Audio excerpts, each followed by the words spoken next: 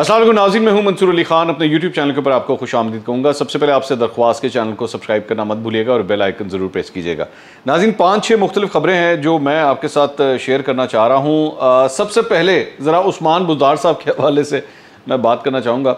उस्मान बुज़दार साहब ने जनाब अदालत से रुजू करने का फ़ैसला किया है और रुजू करने की जो वजह है, वो जिस वजह से उन्होंने रुजू किया लाहौर हाई कोर्ट से, उसमें रीज़न ये है कि जी मुल्तान बेंच में उन्होंने दरख्वास्त दायर की है लाहौर हाई कोर्ट के, और मराद के हसूल के लिए उन्होंने कहा कि जी बतौर साबिक वज़ीर आला पंजाब मेरी चंद मराद हैं वो मुझे मिलनी चाहिए।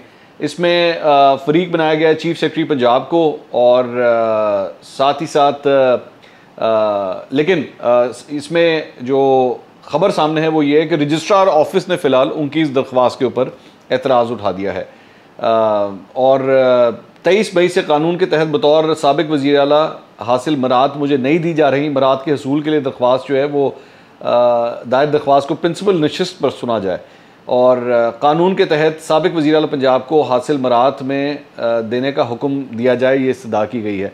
तो एक बात तो इस दरख्वास्त से कम वो जो एक नया ड्रामा बीच में शुरू हुआ था ना, आपको याद होगा कि जी उस्मान बुज़दार अभी भी वज़ीर आला है और जनाब इनका वो जो इस्तीफ़ा है वो गलत था, वो इस्तीफ़ा जो है वो नहीं एक्सेप्ट हुआ और वो सही तरीके से नहीं जमा करवाया गया जो पहले इन लोगों ने स्टांस लिया था। तो कम से कम ये चीज़ भी क्लियर होगी कि भाई वो इस्तीफ़ा जो है वो ठीक था। तो अब उस्मान बुज़दार खुद भी अपने आप को जो है वो कह रहे हैं कि जी मैं साबिक हो चुका हूँ, तो साबिक वज़ीर आला के तौर पर जड़ियाँ मैनू मराद देनियाँ ने वो भी मैनू दे दो। तो इस सिलसिले में इन्होंने ये सिलसिला शुरू किया है।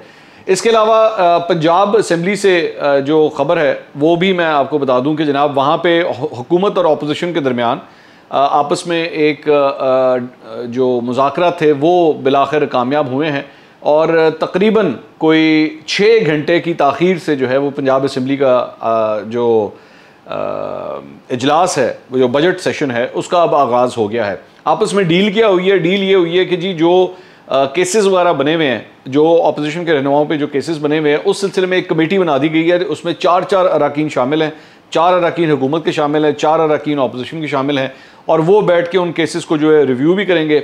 साथ ही साथ एडवोकेट जनरल पंजाब को भी जो है वो मदऊ किया गया है और बताया गया है कि जी ये इन केसेस के हवाले से कोई ना कोई मतलब मामला जो है वो तय करें। मेरी इत्तलात के मुताबिक एक और जो इसमें इशू रेज़ हुआ इस सारे मामले के अंदर कि बिज़नेस एडवाइजरी कमेटी जो है, जो बेसिकली बैठ के डिसाइड करती है कि इजलास के अंदर एजेंडा क्या होगा, उसके अंदर एतराज़ इस बात के ऊपर उठा के मुन्नसलाई आके वहाँ पे बैठ गए।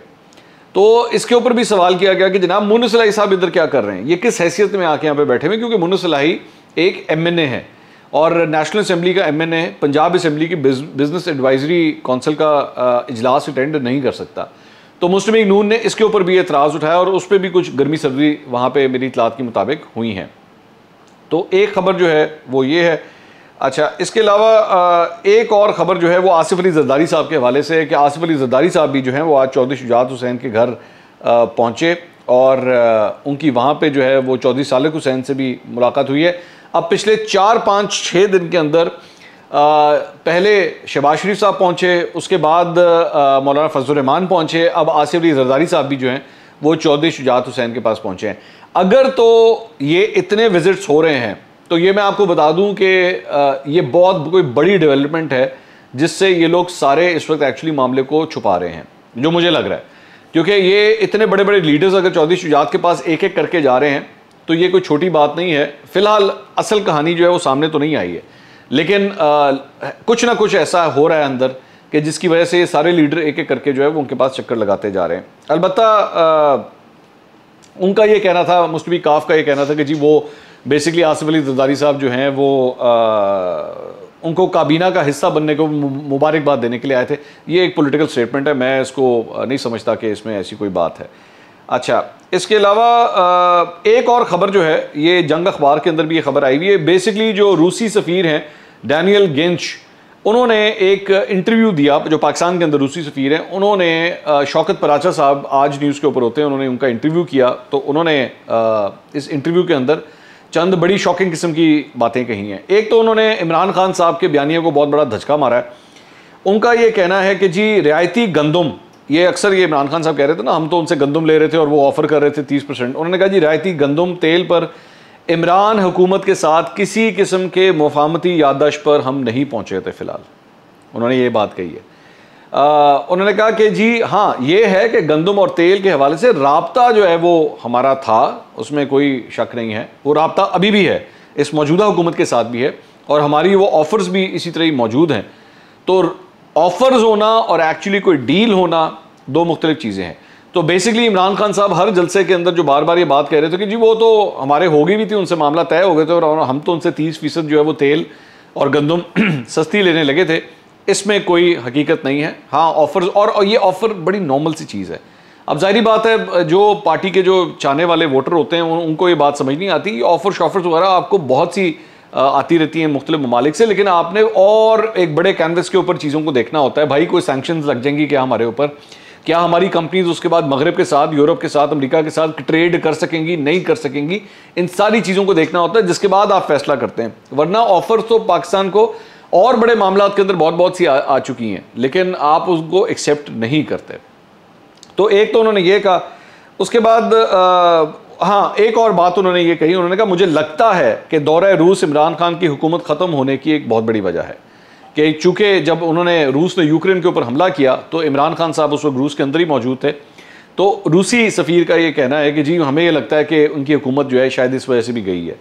और दूसरी बात उन्होंने ये कही कि लेकिन मैं ये भी जानता हूँ कि ये हुस्न इत्तफाक है कि इमरान खान उस दिन वहाँ पर मौजूद थे जिस दिन जंग शुरू हुई। हाँ, ये इस बात का सबूत है कि उन्हें मालूम नहीं था, क्योंकि अगर इमरान खान को मालूम होता तो वो ज़रूर कोशिश करते कि उस दिन ना जाएं और वहाँ मौजूद ना हों।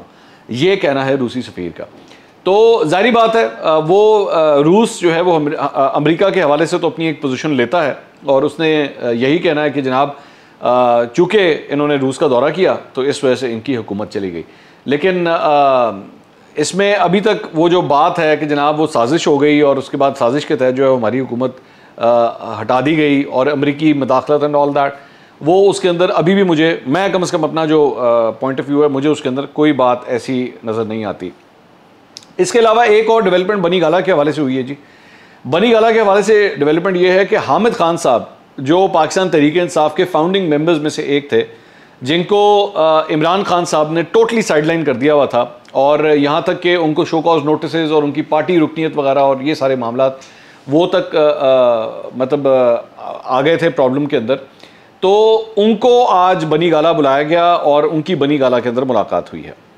अब हामिद खान साहब जो इतलात आई हैं वो ये है कि हामिद खान साहब जो हैं उनको अकेले बुलाया गया था, लेकिन उन्होंने इंसिस्ट किया कि जी मैं अपने साथियों के साथ आऊँगा, मैं अकेले नहीं आऊँगा। तो उनकी ये मुलाकात हुई है, और हामिद खान साहब ने बल्कि ये बयान भी दिया कि शायद इमरान खान साहब को एहसास हो गया है कि मुझे अपने पुराने साथियों के पास जाना पड़ेगा। हामिद खान साहब के बारे में मैं आपको ये बताऊं कि वो बड़े एक रिस्पेक्टेबल किस्म के लॉयर हैं। वो मतलब लॉयर्स की जो पॉलिटिक्स होती है उसमें भी एक बहुत बड़ा नाम है। एज सच कभी कोई उनके हवाले से कोई ऐसी कंट्रोवर्सी कभी सामने नहीं आई थी। पैनामा केस जब शुरू हुआ था तो हामिद खान साहब ही एक्चुअली वहाँ पे इस केस में वकालत कर रहे थे इमरान खान साहब की जानिब से, लेकिन उसके बाद इनको हटा दिया गया था और दूसरी लीगल टीम जो है वो सामने आ गई थी।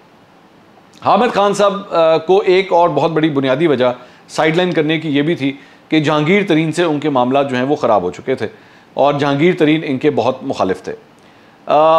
एक ज़माने में हामिद खान साहब आज से तकरीबन 2-2.5 साल पहले, मुझे एग्जैक्ट डेट तो याद नहीं है, वो मेरे प्रोग्राम में एक दफ़ा तशरीफ़ लेकर आए थे, तो मैंने उनका इंटरव्यू किया था। तो उन्होंने कहा था कि जी मैं जहांगीर तरीन जैसे शख्स से हाथ मिलाना भी जो है वो मुनासिब नहीं समझता, वो इतनी इनकी मुखालफत थी आपस में। और अल्टीमेटली फिर इमरान खान साहब ने जहांगीर तरीन को प्रेफरेंस देते हुए हामिद खान को जो है बिल्कुल साइड पे कर दिया था।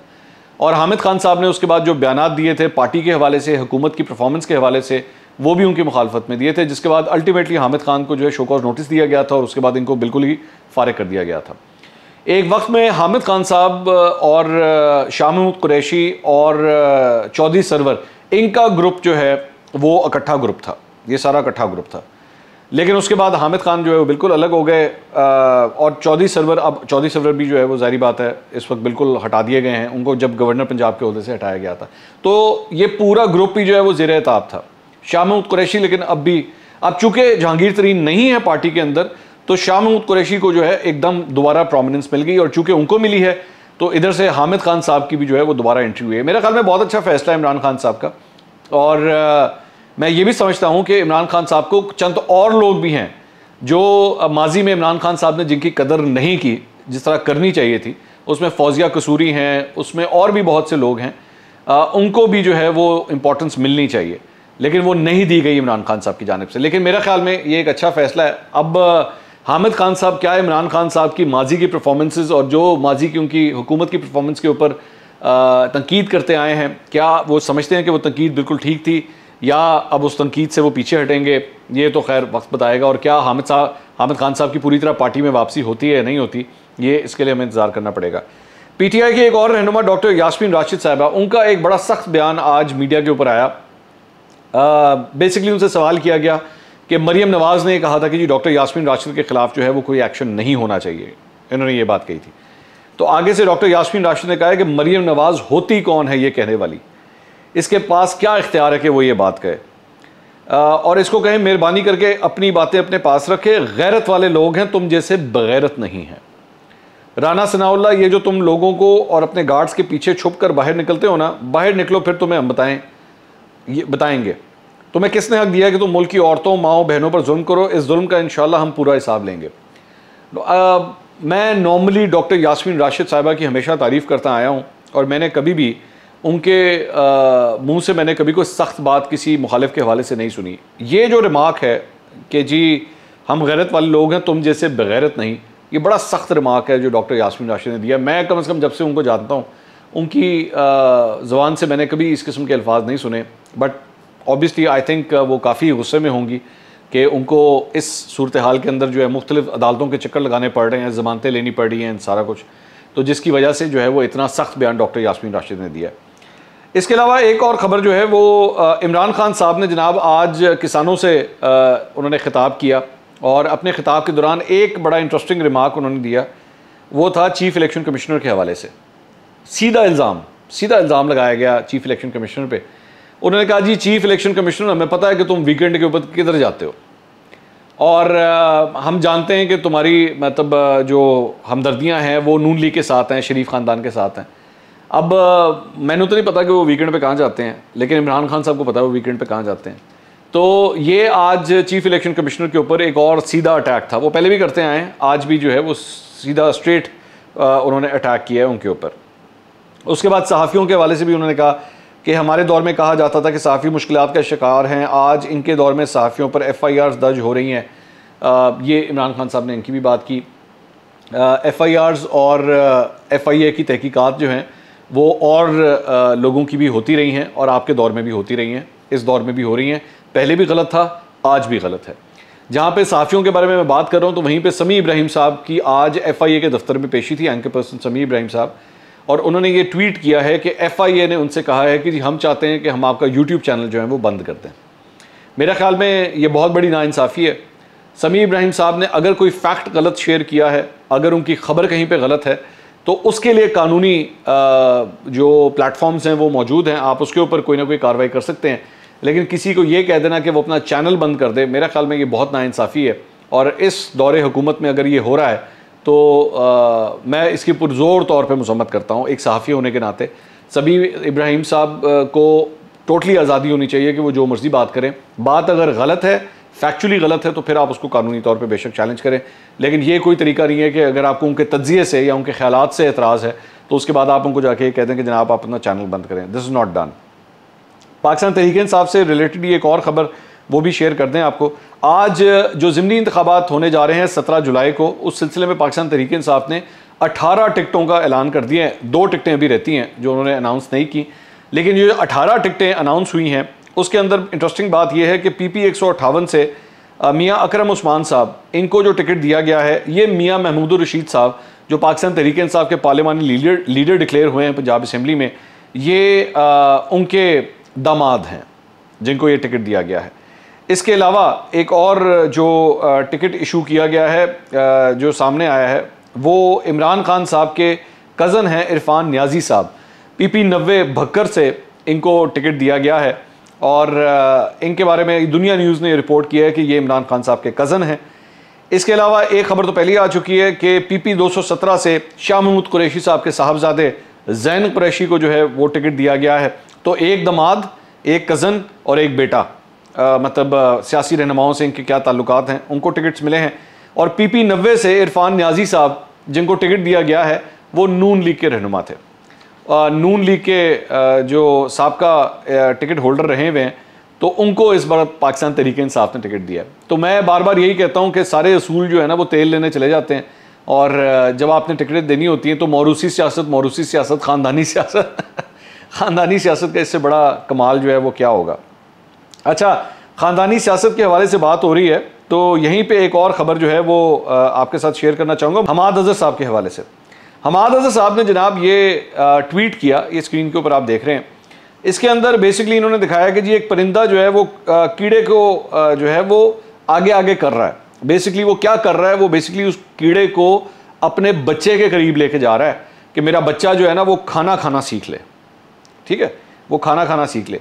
तो इसके ऊपर हमाद अज़हर साहब ने बेसिकली ट्वीट किया, और हमाद अज़हर साहब ने ये फरमाया कि जी ये देखें, ख़ानदानी सियासत के अंदर इस तरह पाकिस्तान के अंदर भी जो हैं वो बहुत से ऐसे लोग हैं जिनके बच्चों को जो है वो इस तरह सियासत के अंदर जो है वो परवान चढ़ाया जाता है, उनको प्रमोट किया जाता है कि वो कल को जो है वो आके सियासत जो है वो भी संभाले। ये एग्जैक्टली बेसिक अल्फाज जो हैं, this has strong parallels with the entitled baby dynast from Pakistan's two families and rent seeking behaviour of some Pakistani tycoons. ये उन्होंने, अच्छा, और कोई ये कहे तो मुझे चले समझ भी आती है। हमाद अज़हर साहब ये बात कर रहे हैं, ऑफ ऑल द पीपल, जिनके अपने वालिद साहब साबिक गवर्नर पंजाब रहे हुए हैं, जिनके अपने वालिद साहब ने मुस्लिम लीग काफ की बुनियाद रखी थी। परवेज़ मुशर्रफ साहब ने जब उनके ऊपर दस्ते शफकत रखा था तो उसके बाद उन्होंने काफ लीग की बुनियाद रखी थी, और उसके बाद वो फारिग हो गए थे, वो सियासत से साइडलाइन कर दिए गए थे, और उसके बाद अपने वालिद साहब की वजह से जो है वो आपने अपनी सियासत का आगाज़ किया, और करते करते करते करते आप मिनिस्टर के ओहदे तक पाकिस्तान तहरीक इंसाफ की हुकूमत में पहुँच गए। तो बात यह है कि ये ख़ानदानी सियासत जो है ये पाकिस्तान का एक उसकी एक हकीकत है, हमें बुरी लगे अच्छी लगे कुछ भी है, ये हकीकत है। और हमाद अज़हर साहब should be the last person कि वो फैमिली पॉलिटिक्स के ऊपर कम से कम बात कर रहे हो। हमाद अज़हर साहब अगर आपके पीछे आपके वालिद साहब ना होते तो फिर मैं आपसे सवाल करता कि क्या आप तरक्की की इन्हीं मनाजिल को तय करते हुए यहाँ तक पहुँच सकते थे? क्या आपको वही सब कुछ मुकाम मिल सकता था? तो इसलिए आज अगर आप जो कुछ भी हैं उसकी बहुत बड़ी वजह यह है कि आपके वालिद साहब पॉलिटिक्स के अंदर थे, और उन्होंने पॉलिटिक्स में बहुत बड़ा नाम बनाया था। वो जैसे भी बनाया था, जाहिर बात एक डिक्टेटर के साथ मिलकर पॉलिटिक्स की थी, जिसकी वजह से यहाँ तक पहुँचे थे। तो ये बात बराए मेहरबानी भूल ना जाया करें। उसके बाद मौरूसी सियासत के ऊपर जो है वो आप बेशक लेक्चर्स दिया करें, हम बड़े गौर से सुनेंगे। अगले व्लॉग में दोबारा मुलाकात होगी। अल्लाह हाफ़िज़।